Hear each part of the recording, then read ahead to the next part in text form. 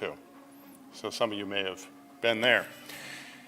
Anyway, why this program? Well, I deal in paper, primarily magazines, but also books and ephemera and whatnot. And every Tuesday, you'll find me at Roots Market out there in the flea market looking for stuff, and I commune with all my pickers, of which everyone needs if they're in a niche like mine. The problem is not finding the stuff, the problem is finding too much stuff.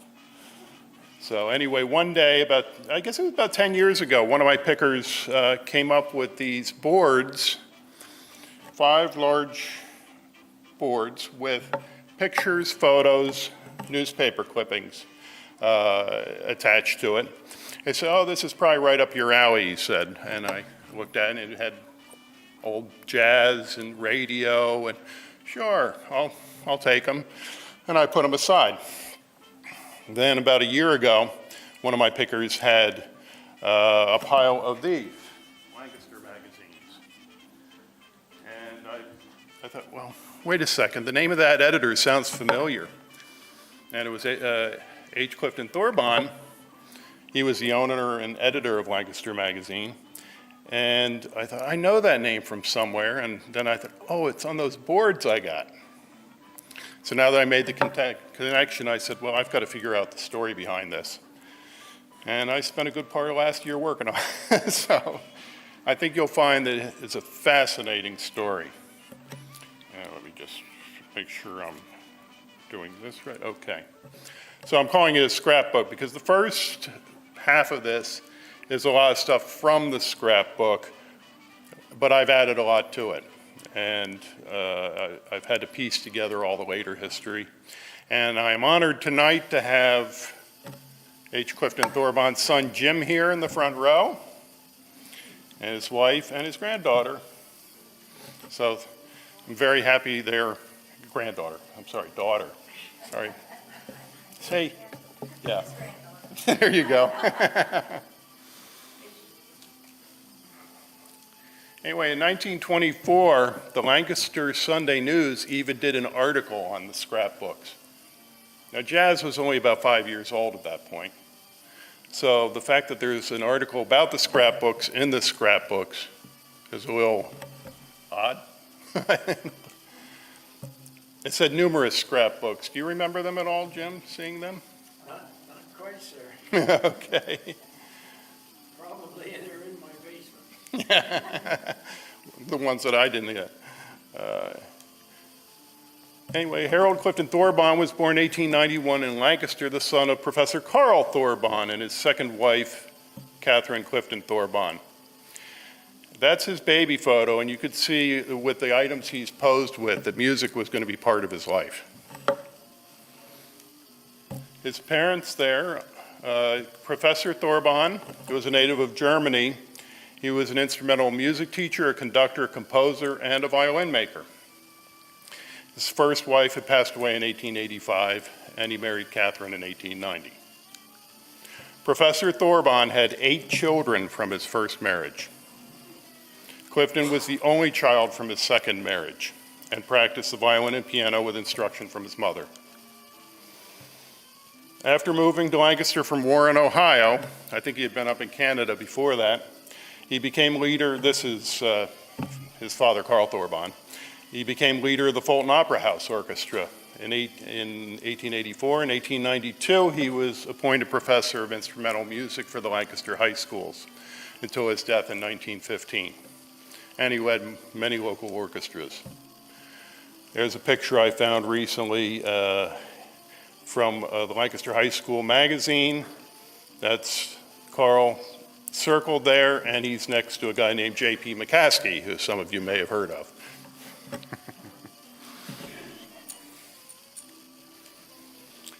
Some of the many music compositions by Carl, most of these were from before his time in Lancaster. Anyway, Clifton had, like I said, 8 half-siblings. They were all musical. Carl Thorbahn is a musician at Chicago theaters. Now, Carl is 1861, so he was 30 years older than his half-brother. F. Otto Thorbahn, music teacher, played most orchestral musical instruments, apparently, was with the Iroquois Band, and led his own orchestra at the Colonial Theatre. Wilhelmina, who married John McNeil in Lancaster. I think he worked for the printer for the New Era. Emma Thorbahn married Lester Long. Frances Thorbahn, Philadelphia pianist. Her husband Howard was one of the finest trombone players in the country. Thomas, musician, member of the Philadelphia Musical Society, American Federation of Musicians. He played clarinet with Sousa's band in 1895, and he lived in Atlantic City for part of his life. J. Stuart Thorbahn took over as director of instrumental music when his father died, and he was conductor of the Fulton Opera House Orchestra at times in Atlantic City High School and music director of the Devereux School in Devon. And then Eva Thorbahn married Hayden Zugg. There's another name that I only remember it for the restaurant there on Manheim Pike of East Petersburg, and she played violin and piano. Now, I've already let this cat out of the bag, so I'll say who is this, but if you've read the article, the Scribbler did a piece on this. This was a photograph found on the scrapbooks. I thought it was maybe young Clifton, but I didn't know. That's who it is. Circa 1900 photo. I think this is the only known copy of this particular photo. They used a similar photo, probably from the same sitting. This sheet music is from 1906, but they used a younger picture because it was kids' songs that they were supposed to be promoting. And Julius, AKA Groucho, would have been about 16 then, so they want a younger photo. So you can see the similarities there. If you find one of those pieces of sheet music on eBay, they go for a couple $100. I don't have one. In 1907, while playing checkers at the Lancaster YMCA, Clifton met 17-year-old Julius, then playing vaudeville in Lancaster, in an act called Ned Wayburn's Three Nightingales, along with his brother Julius, who was later Gummo. Incidentally, the Marx brother names didn't come about till 1915. And that's the Family Theater on King Street. A local review in the New Era in 1907. Two boys and a girl whose singing made them favorites from the very beginning of their act. But they didn't like her very much. Apparently she had a wig and false teeth, and she had a crush on Groucho, apparently. Well, also last year I picked up one of these Lancaster magazines, and there, lo and behold, inside was an article on this, so now I know who the photo was of. This was in the Lancaster Sunday News. He wrote about it twice, once in the Sunday News in 1931, and then in the Lancaster magazine in 1954. And apparently Groucho told him, "Those quaint appearing folk I see in the street, what and who are they? I've watched them walk along North Queen Street and come to the conclusion, yes, that they're genuinely happy. I guess they have every reason to be happy because they don't have smear paint on their faces, sing silly songs to empty houses, and do hundreds of other things that actors have to do if they want to eat. You have a nice town." Nice to know we had Groucho's blessing. They played again in 1908. I don't know if Cliff played checkers with him at the YMCA or not, but they got rid of Mabel. They also had to buy her a second room. If they were traveling in vaudeville, they always had to have two rooms because of Mabel, so they could cut expenses by getting rid of her. And they added a younger lad named Lou Levy, and his brother Adolph now joined, who was later Harpo. And they played for a week in November 1907 in Lancaster, the only two appearances they ever had. And both of these groups were only around for a year. So and the newspapers online confirmed when they were here. This is just a strip of photos I found on the board. I don't know if you've ever seen that, Jim. but one of those photo machine photos. And I think the rest of the family is around. Okay. Thanks for coming. Anyway, Cliff graduated from Lancaster High School for Boys in 1909. His father led the orchestral portion of the commencement, and Cliff presented an oration on modern inventions. He then, he did not go right to Franklin and Marshall. He left for between 1909 and about 1913. He had some gap time. I'll go into that in a minute. But he did end up graduating from Franklin and Marshall with a Bachelor of Science degree in 1917. That's from the yearbook. He also instructed the college band and labored zealously for the furtherance of the musical element in the institution, according to the Lancaster News, and participated in school theatrical and musical productions. And he was founder of the Upsilon chapter of Delta Sigma Phi. Looks different in an angle. After graduating from high school, Cliff worked as a piano and organist for Lancaster silent movie venues. Dreamland Theatre on Queen Street in 1911.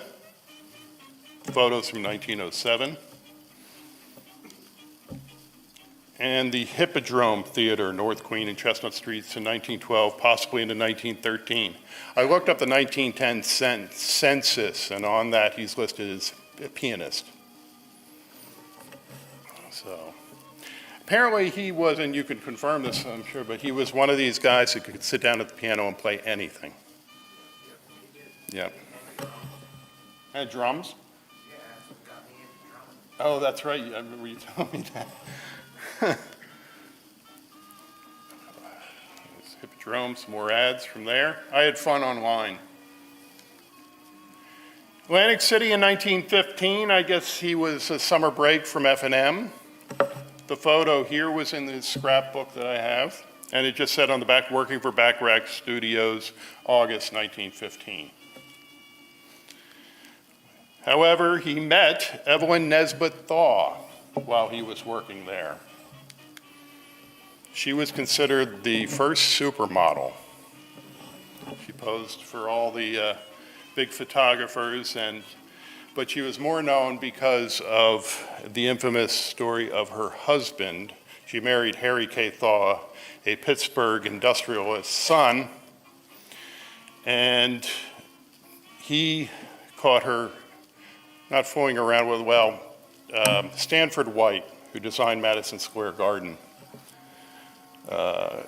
was showing a lot of interest in Evelyn. And Harry went in during a performance on the roof of Madison Square Garden and murdered Harry Thaw. There's quite a story there. If you go into YouTube, there's an hour-and-a-half documentary on that whole episode. And briefly, she and Cliff were an item. This is a letter up at the top that Jim has. Movies were made about the whole thing. Here's Joan Collins, thank you. Girl in the Red Velvet Swing in 1955 made the cover of Life when she played Evelyn Nesbitt. And then Ragtime, 1981 with Elizabeth McGovern, 30 years before Downton Abbey.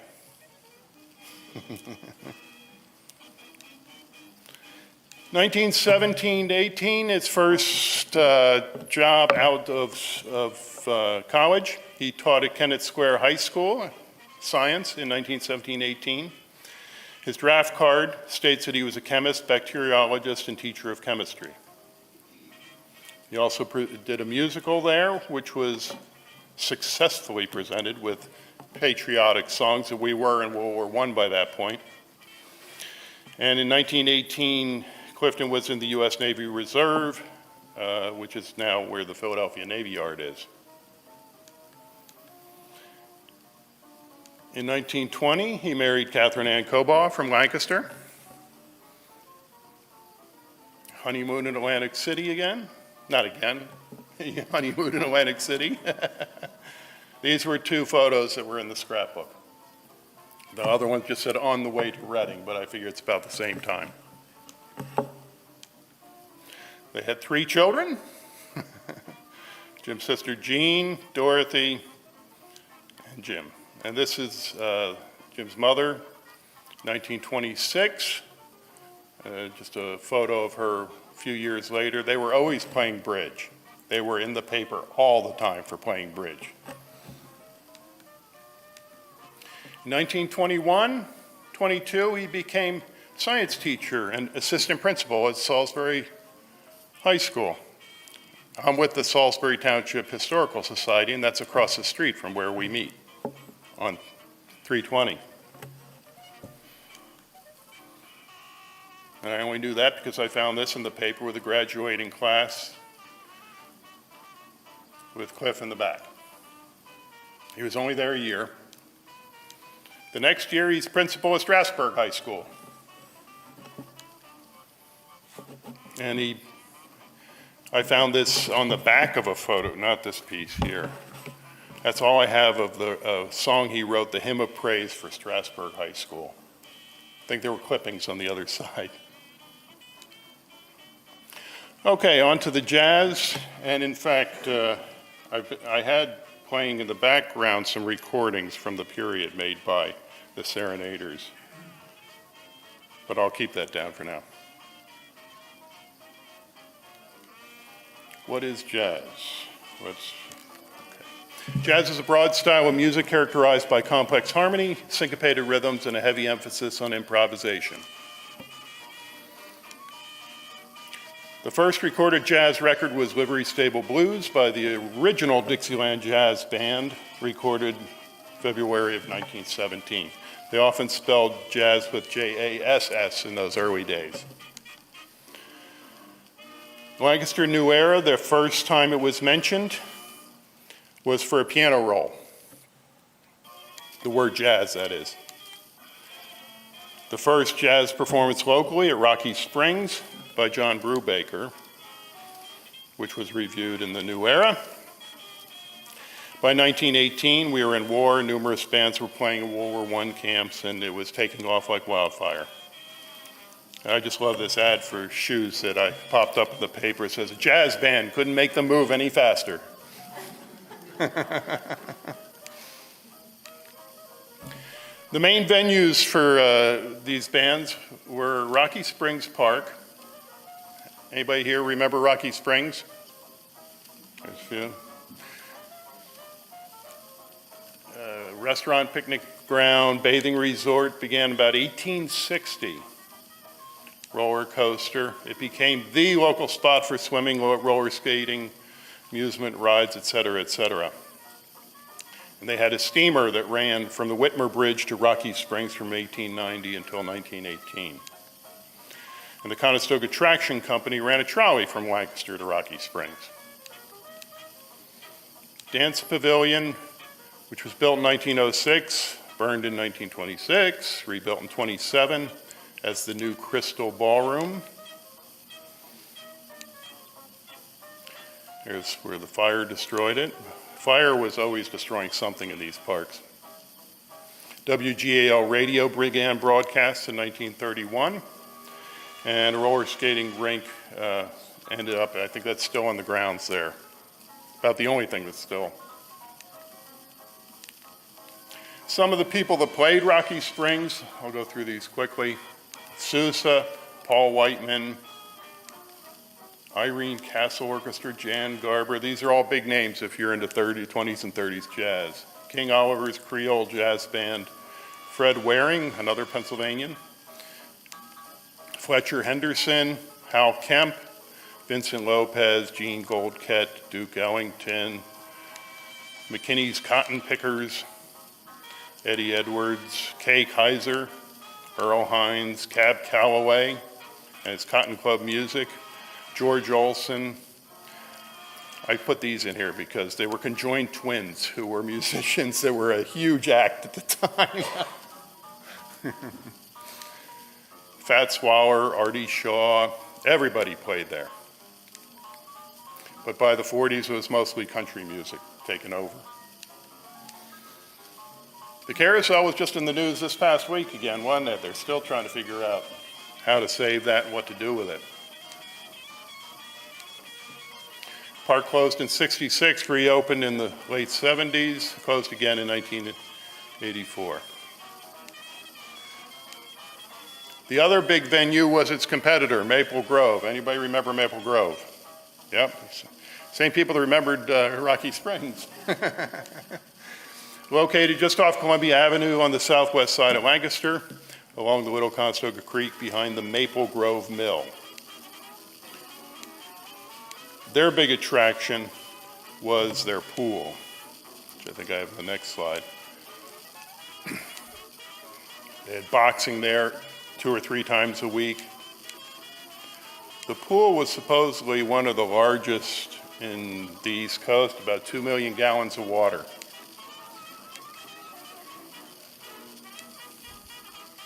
And other attractions.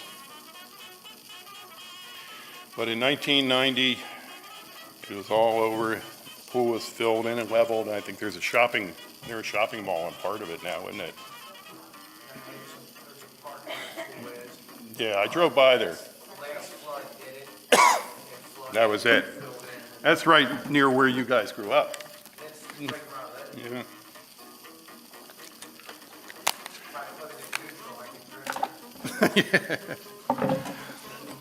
The water made me thirsty. And they also had a dance pavilion, of course, the largest in the state they advertised. And another bunch of the big names, oftentimes the same people who play both parks. There's Fulton Thorbhahn's Terpsichorean Jazz Orchestra. That was his first group. A little bit more of that in a minute. Somebody asked me my last time I did this, what is Terpsichorean? Basically means it's a dance band. Circa 1930s, collapsed in a snowstorm, at least it didn't catch fire. Rebuilt and reopened. I said the dance floor has been replaced and replaned and polished. So you can get in there and get dancing. But the fire got it in the end too. 1953. Yeah, that's up there on that side road there. So his first group was Fulton Thorbhahn's Terpsichorean Jazz Orchestra in 1919. Partnered with F. Shue, whose family operated the Wheatland Hotel, who later formed his own other bands on his own. And in those days, everyone wanted to learn how to dance to the new music, and they didn't just have the records playing. You would hire a band to play while you got your dancing lessons. A lot of these early jazz bands were always at the dance schools. Music by Fulton Thorbahn.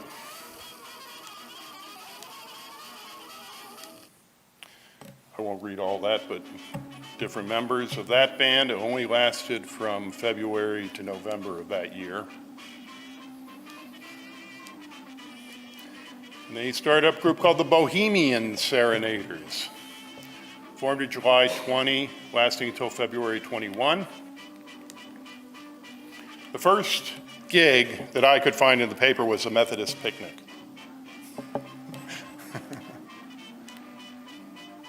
East Petersburg Club holds a picnic. They were there. Dance in Marietta. Copeland's Hall. The dance studio.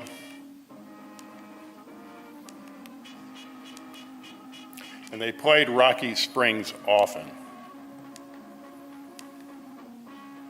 I think that's a picture of Cliff at Rocky Springs. It's not identified on the board, but I think it is.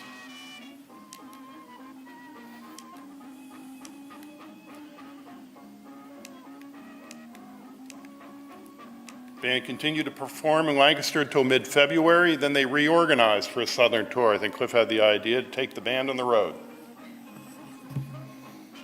Why? I don't know. Do you know any reason why he might have? And he was newly married.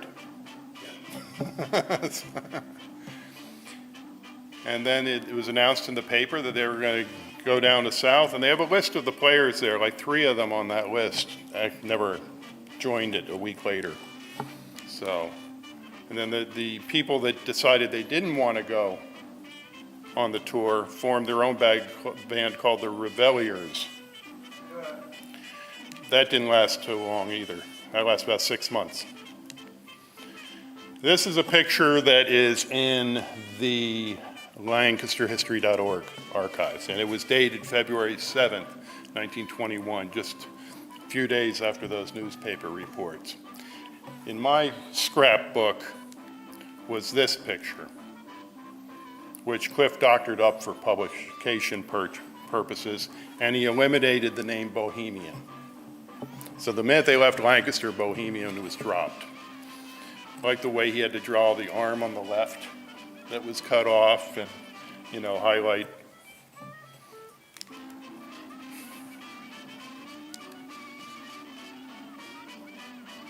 Cliff at the piano.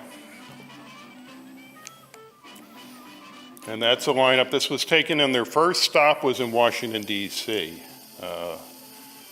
And I'm going to spend some time going over these guys because they had fascinating lives. There's Cliff at the piano. He was the leader, the manager, and the piano player. He was the old man of the group. He was 29 then. Mike Holder played the trombone. Born in 1894 in Columbia. He was the second oldest at 26. And he was co-owner and manager of the group, remained in the group until 1926, playing on the records that you're hearing in the background. He worked later as candy salesman and for Hershey Chocolate, died in St. Louis in 1990, age 96. He was also in the Army beforehand, in the Mexican border war, about 1915, 16, 17. And he's somewhere in that photo, but can't quite tell. He returned to Columbia and he joined the city band of Lancaster and noted as a trombonist extraordinaire. Marlon Whitey Kaufman, born in Lebanon,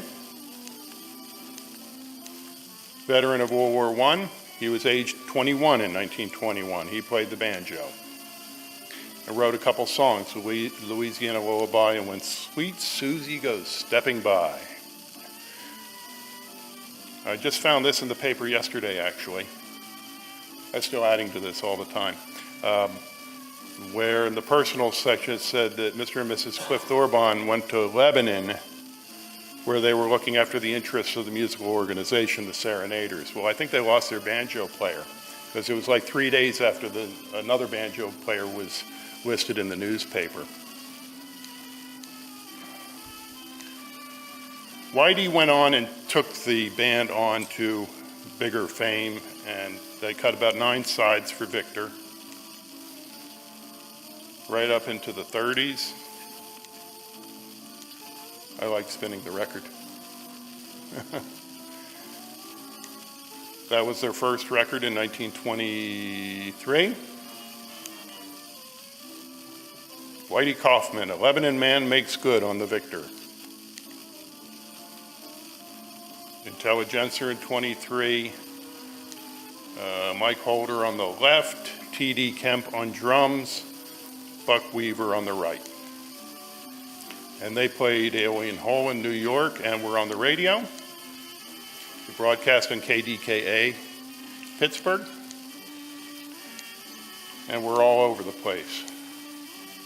And he kept adding people. You can see by 27, there's now like 12 or 14 people in the band. So the band started off with 5 or 6 in the early 20s. And by the mid-30s, they became the big bands. He died in Lebanon in 1984, aged 84. T.D. Kemp. He was from Charlotte, but I think he went to F&M. He attended F&M and the University of Alabama, but he was born in 1902. And I've gone through these dates time and time again. He would have been 17 when he's working on an Armstrong linoleum as assistant chemist.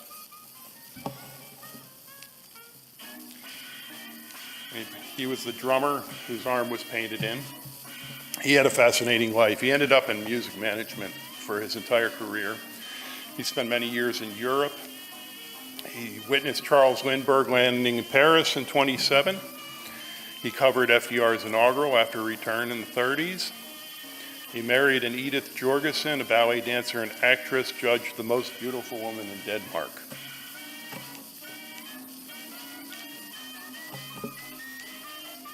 From the Three Stooges to Katharine Hepburn to Liberace, he handled them all. He had lunch with Elvis Presley, dinner with Charlie Chaplin, and he kissed Zelda Fitzgerald before she married F. Scott. He had difficulty, I forgot to mention, his younger brother was a guy named Hal Kemp, who in 1935 was the top band leader in the country. However, he died in an auto accident in 1940, which is why he's not remembered as much as the Benny Goodmans and Tommy Dorseys and all. T.D. Kemp died in Charlotte in 96, aged 93. Tim Steckel, he spelled it two ways, so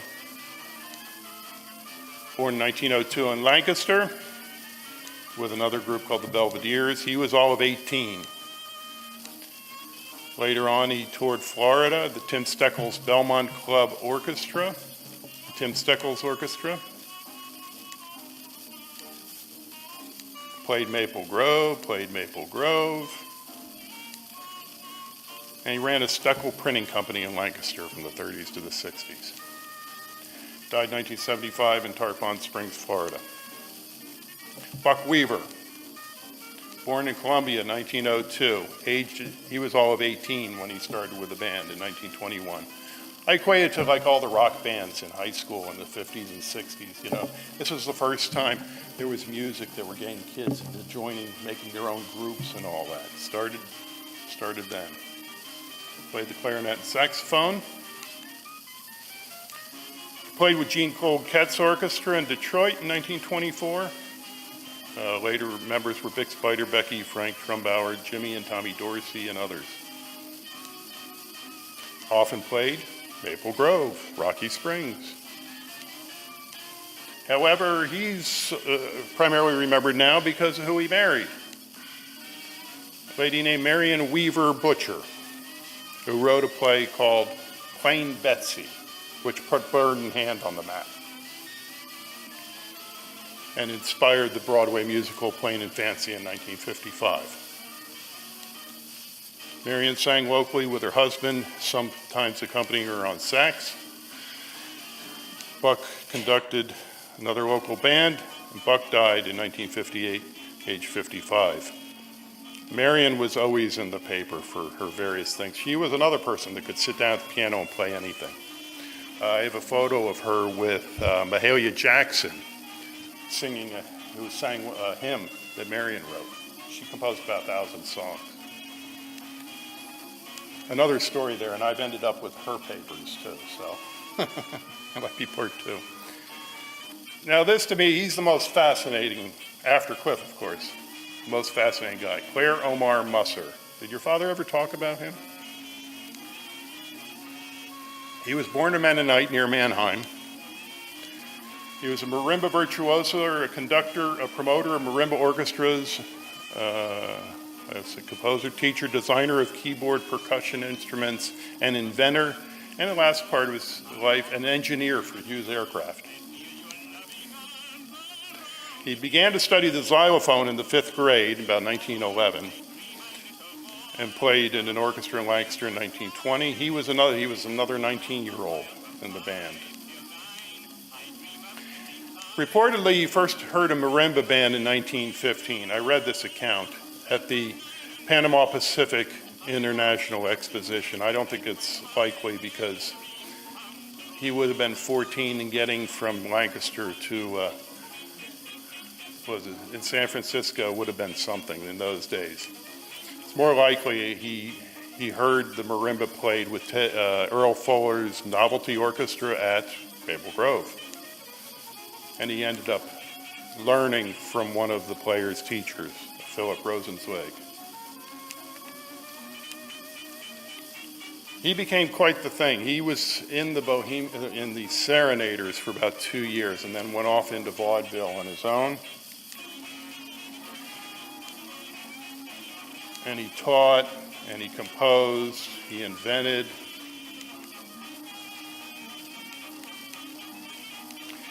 He appeared in one of the early sound Vitaphone movies in 1927. Unfortunately, there is no print of the film or audio that exists. There is not a single recording of Omar's that I could find.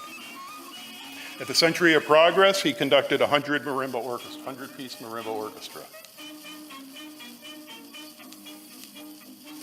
In 1935, he took his International Marimba Symphony Orchestra, 100 marimbas strong, on a European tour, playing at King George VI Diamond Jubilee and the opening of the Brussels World Fair for King Leopold III. 20 of his musicians were from Lancaster County. They were all supplied with a custom-made King George marimba by the Deegan Company of Chicago. I just found this photo last week. That's 101 marimbas boxed up, ready to go to Europe. Can you imagine? You need a separate boat just for them. They cost $1,000 each, and after the tours, they were offered to the musicians for half price at $500. A number of them bought them. Upon their return, they get off the boat and they play Carnegie Hall. Although I read somewhere that they could only get 73 of the 100 on the stage. New York Times gave a nice review. 50 men and 50 women. He also did radio performances. He did conducting, composing. If you go into YouTube and type his name in, there's like 40 people recording his compositions. He invented the marimba celeste and a marimba metron, or rhythm machine, an early ancestor of the drum machine. Another one of his. Then he decided to change gears and he began working his second career as a scientist in the early 50s, working as astronomy executive VP at Hughes Aircraft and for NASA, and later earned a doctorate in science from Oxford University. He developed classroom planetaria and other teaching materials which can be found at Cape Kennedy, the Air Force Academy, Griffith Observatory, and many schools and universities. And he has a xylophone behind him in his office. In 1979, he came back to Lancaster, and he joined 11 musicians from his original 1935 symphony for a concert at Millersville University. Some of them came with their King George marimbas. Busser died in 1998 in California, age 97. Anyway, back to the Serenaders as a group. That's Omar sitting on the right. He's the only one I can positively identify in this photograph. Which one do you think is your dad, Jim? No, that's Omar Musser. He was also a full head shorter than everyone else, so.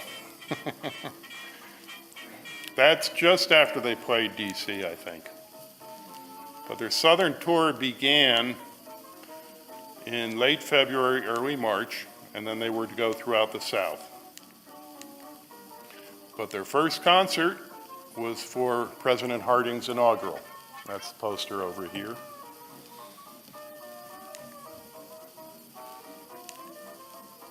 The inaugural week, the renowned Serenaders.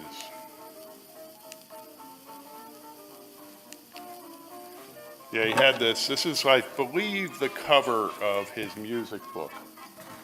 And on the back, he wrote the names of all the band members. I mean, he'd only been with them about a week or so, some of them. And so, there comes a point in every concert where they get introduced to the audience. And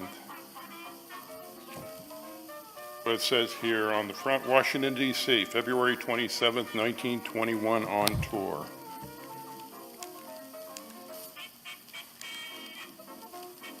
And then they toured the South. Ironically, they didn't play much in Lancaster. They were called the Serenaders of Lancaster. They didn't play here much. All through the South, South Carolina, North Carolina, Tennessee, Lynchburg, Virginia there at the bottom. These are all items from that scrapbook.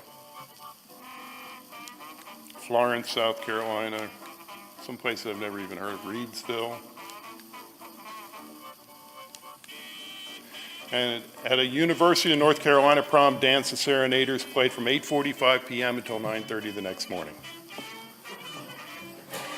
The Lancaster newspaper reported that.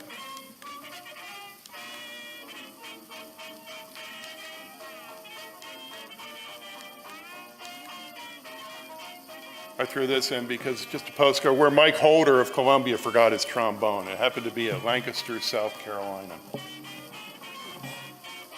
I was thinking that the only way they could get around in those days, really with all that equipment, that picture of them sitting on top, but that's a lot of stuff, was by train.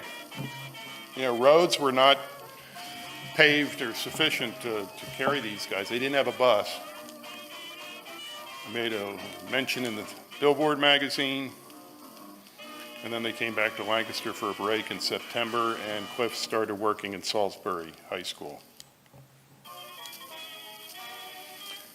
The band regrouped, went back again in 22 for another Southern tour. Their headquarters were in Charlotte then. T.D. Kemp was from Charlotte, and I think he took over that end of it.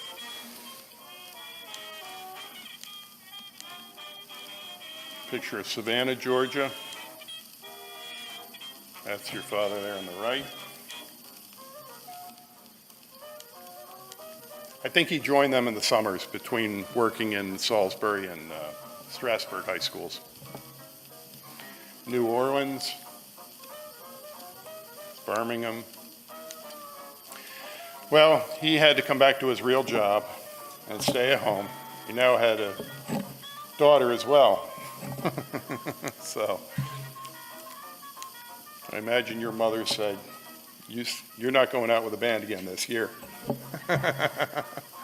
So he managed bands and other vaudeville groups, including a second Houdini. First one was soon to be gone, I think. He managed the Kentucky Revelers. I think that's how it's pronounced. Revelers. That I throws me off in there. These people are not identified, but I see some of the same faces popping up. Write or call Clifton Thorbahn, 509 North Lime Street.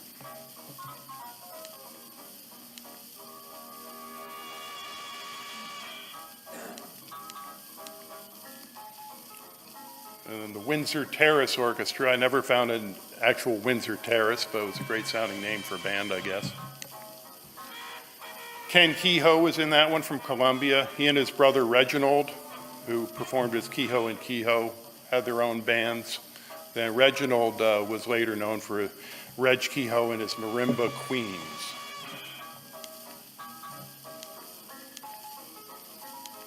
And his brother Ken. Ken managed the group on the road.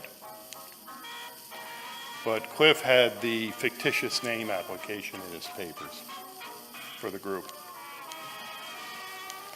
Belmont Club Orchestra, H. Clifton Thorbahn, manager, with Tim Steckel leading that one. Maple Grove again. Direct from Coral Gables, Florida. Yeah, apparently they played for Al Smith, and they played a rendition of The Sidewalks of New York, and Al was so pleased with the rendition that he gave the band leader $50 or something like that. More papers found there. I don't know who these guys are. I could not find the Syncopators listed anywhere. The Selwyn Orchestra. There were hundreds and hundreds, and this is just Lancaster. You multiply that across the country, there were thousands of bands. And to add to the confusion, there was one called Johnny Hamp's Kentucky Serenaders, who I was told these papers were about when I bought it because of the word Serenaders. Johnny Hamp had nothing to do with it. His band was not managed by Thorbahn, not related in any way to the Serenaders or the Kentucky Revelers. But Hamp was also born and raised in Lancaster. He was a car salesman in the teens in Lancaster. And he achieved much greater success, a lot of recordings. And their close friend, Jean Harlow.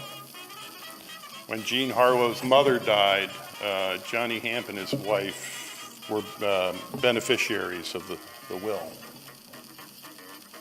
He's another story for another time. Back to Cliff. Now we leave the music mostly behind. This is all post 1925. His other big passion was history. And he ended up being the history writer for the Lancaster Sunday News for about 10 years. If any of you get the Lancaster newspaper, you can read all these online if you get the LNP archives. There's about 100 articles by him listed there in those years.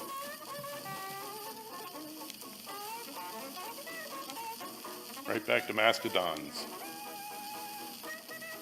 Benton Weaver just used this at one of his talks. He had printouts of that article. The Crown Inn near Whitehorse. Then 1926, there was this big pageant of liberty. 1,000 people participated in this. It was to coincide with the sesquicentennial of Philadelphia. And they had a poster. That's the actual poster. Oh, right here. That's right. Poster was designed by a guy named DeMuth, who had nothing to do with the artist named DeMuth. But Cliff co-wrote the entire pageant. 1,000 actors, 700 singers, and 300 dancers in Williamson Field.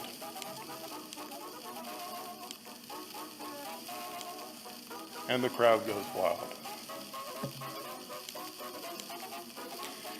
Then Cliff went around, like I'm doing here. He talked to groups about local history. And the Intelligencer reported that he did a talk on 30 historic places in Lancaster County. Unfortunately, they only listed 10 of them. So I don't know what the 30 were. Elizabeth Farms, the Fulton Opera House, Rockford, which was not restored at that point. Ephrata Cloister, the Hans Herr House, the Danner Museum in Mannheim, which had a collection of artifacts that Milton Hershey purchased in entirety. The Cannonball Tree in Fulton Township, which apparently was a tree with a cannonball in it. Makes sense. Ancient Axe Factory at Peach Bottom, Lake Grub, an old ore mine near Columbia, the Peckway Silver Mine, and the source of the Conestoga Creek. So we know those 10 were in it. What the other 20 were, I don't know. He also wrote, directed, produced, and acted in a number of local productions on WGAL radio. The Laughing Mask, a 9-part mystery broadcast. Field's Trail of Mystery, Lancaster Romance of Harmony. And there's Grace at the bottom of the one on the right. More about her later.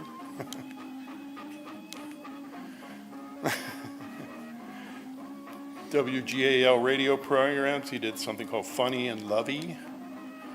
Kay's Show of the Year, that would be Kay Jewelers. Kay's Christmas Reporter. All this was in the mid-30s. His big thing was something called Christmas Fantasy, in which the Salvation Army and local businesses got together for a benefit at Christmas time.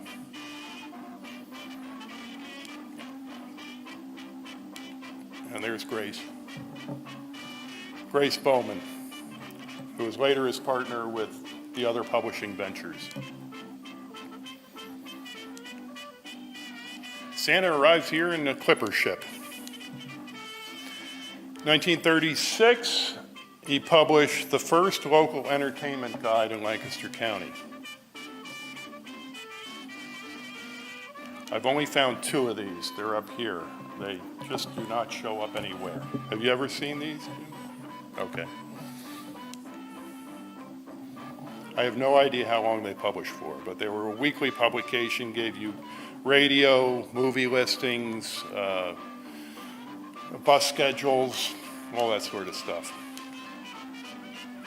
Ad for Redmond's there.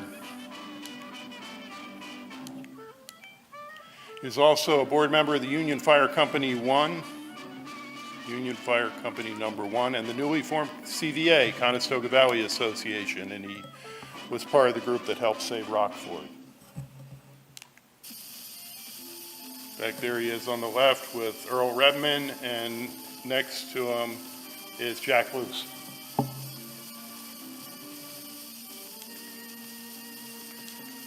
And they were successful in saving it. There's the Lancaster Historical Society, 1960. He's at an event where they're all dressing up. On the left is Samuel Slaymaker, who was then president of the society, I believe. And he gave talks. Garden Spot travelogues.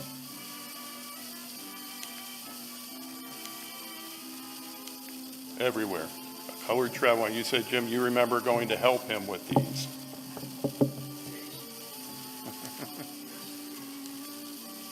Rotary Club, Warden Mothers, Armstrong Cork, Stamp Club, etc., etc. This is just a few. He was also a pioneer in promoting Lancaster County tourism, and he helped organize and personally conducted tours for the Brunswick Hotel and Paul Hine. Is that? And your mother did as well. Pennsylvania Dutch Tours. First tourist tours in the county. He also formed something called the 340-23 Club, founded in 1962 to promote tourism on those 2 routes. Oh, look, there's Grace next to him again.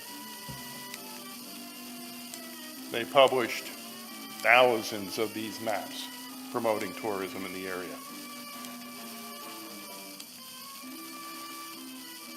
He came up with this map. This is very much Cliff's doing.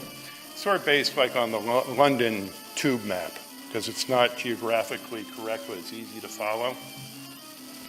And I was looking at this when I first opened it, and in the right, on the upper right in 340, it said somewhere, Adelaide's grave. So what is that doing on there?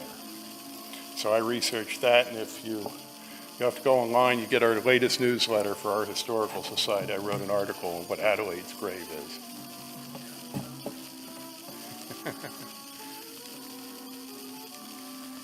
That's another publication they put out. And using the maps once again. And then he came up with Lancaster Magazine. Partnership of Thorbahn, Jerome Cosgrove, and his wife, Grace Gantz Bowman Weaver Cosgrove. She had 3 husbands. They all died. Jerome was circulation manager. Grace was president and general manager.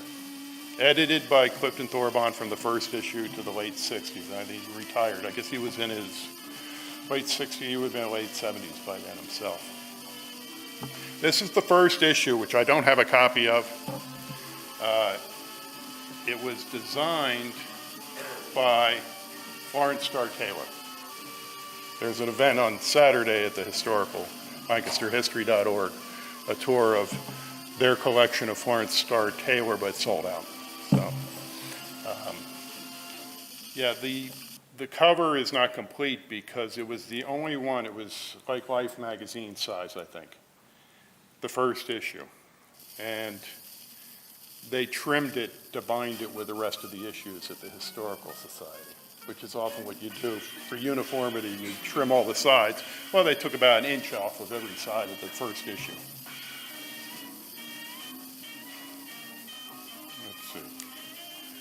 That's a mock-up of the first issue that's owned by Andy Espenshade, who runs a Facebook site called The Lancastrian.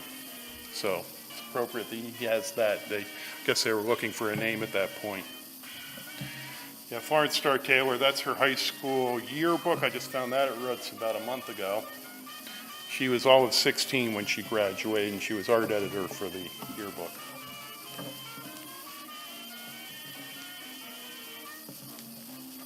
So they did not have a January 51 issue. They had a February with number 2, then March, this is number 3 issue.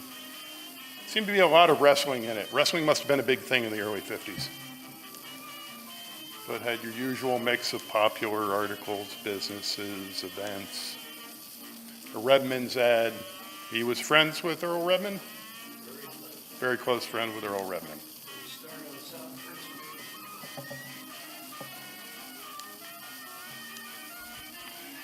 I have a collection of these. Yeah, that was, let's go back. Richard Gaiman, who wrote Murder in Paradise book, and was familiar with the Marion Weaver murder at F&M in the early 50s. He wrote a book about that. He was married to Estelle Parsons, so that was one of his 5 wives, the actress. Al Wallace, Lancaster's oldest lawyer. Young turkey grower, guess what his last name is? Espen Shade. Oldest male choir. Juggling juveniles, Dr. Herbert Beck. He was head of the Historical Society for many years. Evelyn A., who was Miss Pennsylvania AmVet from when this was printed in, from Ephrata. That's right, yeah, for baseball. Cameron Hawley, who wrote, what did he write? I had a note here just because it was, you know him. He was a former Armstrong executive who wrote novels Executive Suite, Cash McCall, The Lincoln Lords, Hurricane Years, and lived on a Buttonwood farm in Millersville. This is Emma Denlinger. There's Earl Redmond. And Evelyn A. became Miss America in 1953, so that warranted a second cover for her. I was in high school with one of her daughters in Paoli. Betty Ettinger, that's the type of covers they had. I love looking through these magazines. They turn up one at a time. So after about 20 years, I got about 50 of them. But in every issue, there's these wonderful pages of local history. A lot of it taken from his research in earlier newspaper articles, I'm sure. Oh, look, there's Adelaide's grave.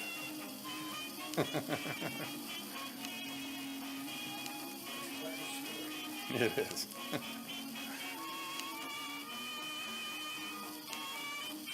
I think these should all be collected in the book as Lancaster history articles. They did an annual tourist issue, trying to get tourism into the county. That's the only other cover by Florence Starr Taylor.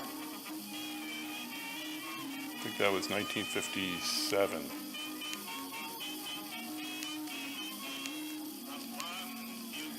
And then there's the Pennsylvania Dutch Dugout, which the Scribbler also did an article on, with artwork by Frances Starr Taylor. As you said, Jim, you said your father was ahead of the curve. They tried to come up with a tourist spot. It didn't last very long. It was Lancaster County's only public A-bomb shelter that was well-stocked with food. And they're co-owned by Clifton Thorbahn and the Cosgroves. Featured murals by Florence Starr Taylor. And they had liquor and dancing. I found the license applications in the paper. That was hardly Amish, but whatever the tourists want. And it lasted all of about a year, and the building is now Gish Furniture. Clifton and Catherine. Cliff passed away in 1983 at 92. Catherine passed away also at 92 in 1990. They've been married 63 years. That's the recordings that have been playing in the background. I didn't want to leave with obits. So you remember the Kehoe brothers that I mentioned earlier? Well, we're getting a video.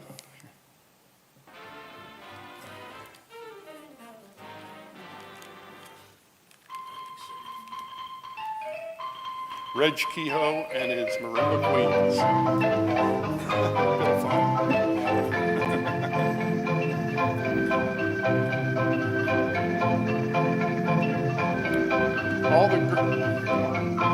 All the girls were from Lancaster. Reg ended up teaching music and performing right up until his passing. He was quite popular. I also have his scrapbook from another source. There's a story there. I found where they played Paradise High School in 1935.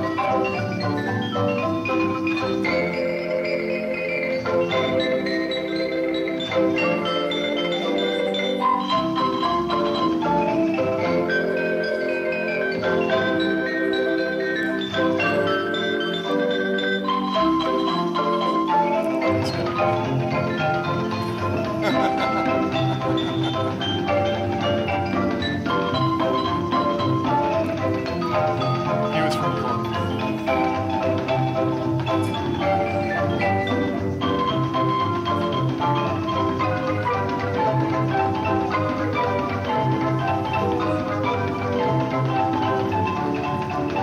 I think he didn't have it too bad.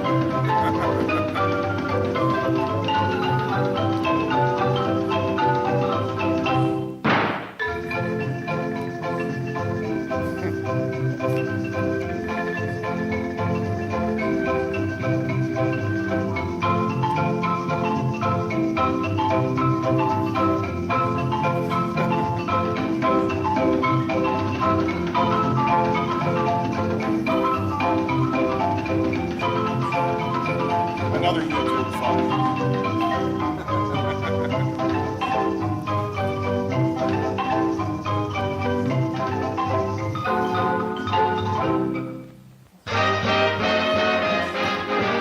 And it's on a little lighter note. So thank you very much. That was any questions? Any questions on comments? My dad wrote Fred Waring's theme song, Sleep. Sleep, okay. Nobody would remember Fred Waring, but his theme song was Sleep. Oh, we always, when we were kids, and I grew up on And, that, it was the Christmas album. He first sang it when he was on tour in the South. Oh, okay. Sleep, I'll have to look that up. You had mentioned that to me before, but I was not finding, Yeah, it's, so. Any questions? fantastic. Interesting life, wasn't it? From Groucho Marx and Evelyn Nesbit right up to, My dad was 45 when he was born. My grandfather was 70. My grandfather, oh, yeah, Professor Carl, was born in 1834. yeah. And how many people could say their grandfather was born in 1834? And Just then think about my that. grandmother was principal of the Lemon Street School, which was there at, now it's the School of Nursing for the General. Okay, That's why in 18, and he made that lap desk I showed you in Yeah, yeah. 1888. yeah, that was, okay, well, thank you very much. Very, very good. All right, thank you very much. Wonderful program. Thank you, everybody. Have a great evening.